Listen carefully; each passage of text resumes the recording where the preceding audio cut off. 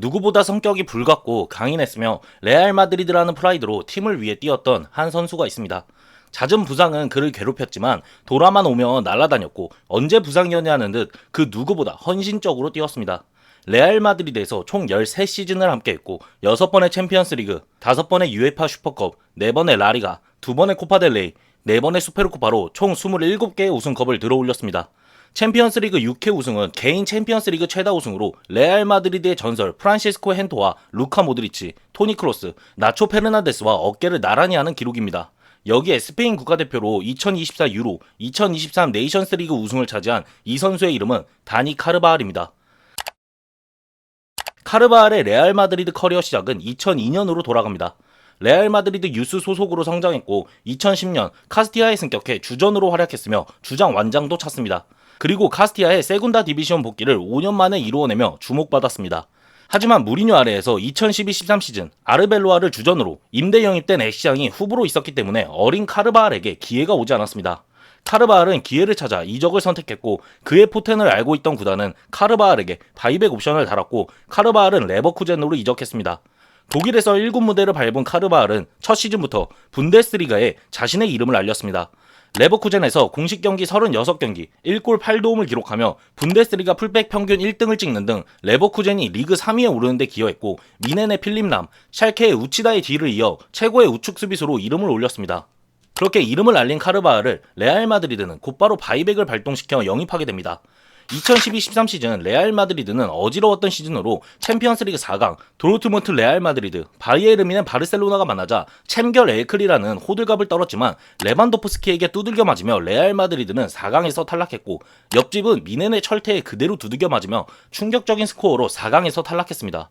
또한 바르셀로나가 승점 100점을 찍으며 리가 우승을 차지해 레알 마드리드는 2위로 밀렸고 코파델레이에서도 베르나베우에서 14년 동안 한 번도 져본 적 없는 아틀레티코 마드리드에게 연장 접전 끝에 패배하면서 우승을 놓쳤습니다. 수페르코파는 우승했지만 내부적으로 정치아스 사건도 터지고 그야말로 최악이었습니다. 이렇게 2012-13 시즌 완전하게 망한 레알 마드리드는 2013-14 시즌을 앞두고 카를로 안첼로티 감독과 함께하게 됐습니다. 안첼로티는 아르벨로아보다 카르바알을 주전으로 내세우기도 했고 아르벨로아는 부상도 많이 당하면서 카르바알은 주전으로 올라섰습니다. 이때부터 레알 마드리드 풀백의 황금기, 왼쪽 마르셀로, 오른쪽 카르바알이 만들어지게 됩니다. 카르바알은 풀백으로서 큰 육각형의 선수였고 공격적으로 아쉬웠던 아르벨로아에 비해 수비적인 면에서는 전혀 꿀리지 않고 공격적인 면은 날카로웠습니다. 원래 오른쪽 공격을 느껴본 적 없는 레알 마드리드 팬들은 이때부터 카르바알의 공격에 뽕맛을 느끼게 됐고 이는 너무나도 중독적이었습니다. 그렇게 카르바알은 2013-14 시즌 활약하며 코파델레이 결승, 챔피언스리그 결승에 선발로 나서며 레알 마드리드가 그토록 염원하던 10번째 챔피언스리그 우승, 라데시마를 이뤄냈습니다. 당시 코파델레이 결승에서는 베일의 미친 치달골, 챔피언스리그 결승은 라모스의 헤더골이 인상 깊었으나 카르바알 또한 모두 풀타임으로 활약하며 좋은 모습을 보여줬습니다. 2014-15 시즌 구단이 흔들렸고 모드리치 부상이 크게 작용하면서 레알 마드리드는 무관에 그쳤지만 마르셀로 카르바알 라인은 확실하게 올라섰습니다. 레알 마드리드의 마르셀로 카르바알 라인은 바르셀로나의 알바 알베스 라인에 맞섰습니다. 2015-16 시즌은 2014-15 시즌이 흔들렸던 것과 비교가 안 될 정도로 베니테즈, 베일, 페레즈가 3위일체로 연병을 떨어서 구단이 흔들렸습니다. 하지만 위기 속에서 기회가 찾아온다고 베니테즈 이후 카스티아 감독이었던 지네딘 지단이 레알 마드리드 감독으로 승격했고 원래라면 최악의 시즌이 될 2015-16 시즌을 바르셀로나를 끝까지 추격해 아쉽게 승점 1점 차로 리가 2위에 올라섰고 챔피언스리그에서는 드라마를 써내며 우승을 달성해 11번째 우승인 라 운데시마를 달성했습니다. 구단이 위기에서 올라섰던 것과 같이 카르바알도 15-16 시즌부터 부상이 많아졌습니다. 총 4번의 부상을 당했고 133일을 결장했고 25경기에 출전하지 못했습니다. 비록 부상이 도져서 챔피언스리그 결승에서 아틀레티코 마드리드를 상대로 52분 출전에 그쳤지만 부상을 이겨내고 돌아와서 활약하고 헌신했습니다. 개인적으로 당시 잘나가던 다닐루를 영입했는데 카르바알 발끝도 못 따라가는 그저 우승 토템으로만 활용됐고 카르바알이 부상이면 빈자리는 너무나도 컸습니다. 지단 감독이 부임하고 정식으로 시작된 2016-17 시즌 제가 감히 말할 수 있습니다. 레알 마드리드의 최전성기였습니다. 말도 안 되는 스쿼드였고 통추의 한이 이때 다닐루가 코파델레이에서 삽질하면서 트랩을 못한 게 진짜 화나는 부분입니다. 2016-17 시즌에 4-3-3을 많이들 언급하는데 사실상 4-4-2가 맞습니다. 이때 스쿼드를 보면 골키퍼 케일러 나바스의 후보 키코카시아, 수비진 주전 라인업이 마르셀로, 페페, 바란, 라모스, 카르발, 서브가 버코트랑 나초, 다닐로였고 크캄으로 대표되는 미드필더진에 제가 4-3-3이 아닌 4-4-2라고 말하는 것이 이 시즌부터 이스코가 날개를 달았기 때문입니다. 여기에 미드필더 서브가 코바치치, 하메스, 아센시오도 공미 출전이 가능했습니다. 공격에 호날두, 벤제마가 있었고 4-3-3으로 치면 베일도 들어갔습니다. 여기에 서브가 모라타, 마리아노 디아스, 루카스 바스케스가 있었습니다. 미친 스쿼드였고 우승의 스쿼드였습니다. 여기서 카르바알은 15-16 시즌 부상을 떨쳐내는 모습을 보여줬고 해당 시즌 부상도 지금 생각해보면 많지 않았습니다. 그렇게 16-17 시즌은 마르셀로 카르바알이 미쳐 날뛰었고 더욱 파괴적이게 됐습니다. 웬만한 팀들은 공격력에 버티지 못하고 무너졌고 그 결과 2016-17 시즌 리가 우승과 챔피언스리그 우승을 하며 2시즌 연속 챔피언스리그 우승컵을 들어올리게 됐습니다. 2017-18 시즌 카르바알에게는 고통의 시즌이었습니다. 부상도 많았고 특히 심장 관련 바이러스성 부상을 당했습니다. 당시 카르바알은 부상 기간을 예상할 수 없었고 무기한 연기라는 소식이 들려왔습니다. 나왔던 얘기가 특별한 치료법이 없으며 스테로이드를 사용할 수는 있지만 부작용이 있어서 조심스럽게 사용해야 하며 만약 계속 재발하면 심장 수술이 필요하다는 말이 나오면서 많은 이들이 카르바알을 걱정했습니다. 그리고 반대 마르셀로도 기량이 떨어지면서 공격력은 좋았지만 그로 인한 세금이 너무 빡셌고 세대 교체라는 말이 나왔습니다. 그리고 이때 레알 마드리드에서 떠오른 두 명의 풀백이 테오 에르난데스와 하키미였습니다. 하지만 테오와 하키미는 레알 마드리드 팬들의 기대를 충족시켜주지 못했고 결국 마르셀로를 쓸 수밖에 없었고 부상에서 돌아온 카르바알은 곧바로 하키미보다 좋은 모습을 보여줬습니다. 그리고 사실상 하키미가 생각 이상으로 실망스러워 나초가 오른쪽 수비수로 뛴 시즌이기도 합니다. 2017-18 시즌은 이와 더불어 호날두의 탈세 논란이 터진 시즌이었고 모드리치 위증 혐의 등 어지러운 시즌이었습니다. 그런데 2017-18 시즌 챔피언스리그에서 호날두의 상징과도 같은 오버헤드킥이 나오고 결승에선 베일의 오버헤드킥이 나오며 챔피언스리그에서 뜬금포 우승을 달성했습니다. 그로 인해 전무후무한 챔피언스리그 3연패라는 기록을 달성했습니다.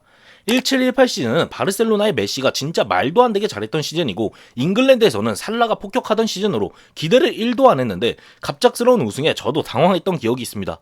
본론으로 들어와서 카르바알이 부상으로 고통받았고 챔피언스리그 결승 무리해서 출전해 또다시 부상으로 일찍 빠져나갔지만 이 시즌 분명 카르바알이 없었다면 챔피언스리그 결승까지 올라갈 수 없었을 겁니다.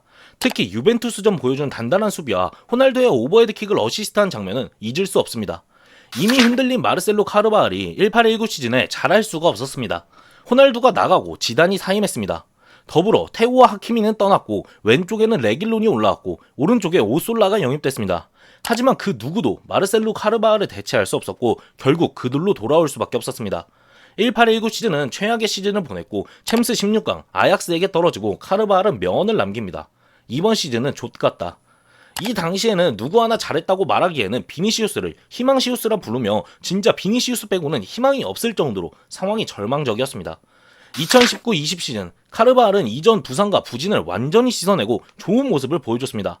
당시 마르셀로의 폼은 완전히 떨어졌고 해당 시즌은 페를랑 맨디가 영입되면서 왼쪽에 맨디, 오른쪽 카르바알 체제가 만들어졌습니다. 돌아온 지단 감독과 리가 우승을 차지했고 절망적이었던 2018-19 시즌에 비하면 그래도 희망적이었습니다. 그럼에도 카르바알의 부상은 배제할 수 없었습니다. 부상이 많은 선수였고 영입은 필요했습니다. 그런데 2020-21 시즌 도르트문트에서 임대를 다녀온 하키미를 매각하면서 사실상 카르바알 오솔라 체제로 시즌을 돌입했고 시즌 자체가 총 부상 횟수 60회를 기록할 만큼 부상으로 대표된 시즌이었기 때문에 카르바알은 당연히 이 시즌 대부분 누워 있었습니다.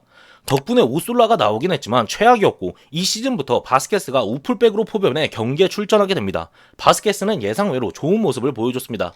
2021-22 시즌 풀백은 맨디 카르바알로 여전했습니다. 카르바알은 부상이 있었지만 이전 시즌에 비해서는 선녀였습니다.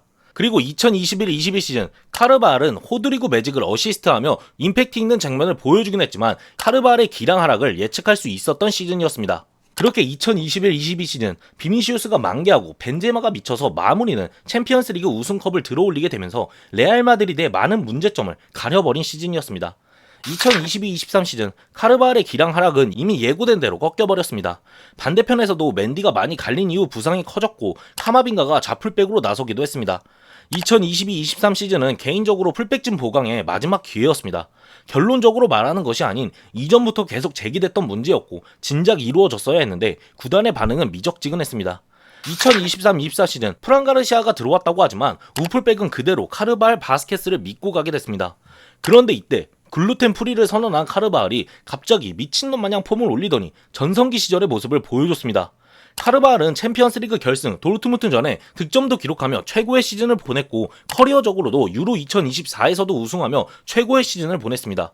그렇게 2024-25 시즌 카르바알은 끔찍한 부상을 당했고 레알 마드리드 구단은 카르바알의 헌신에 2년 재계약으로 보답했습니다.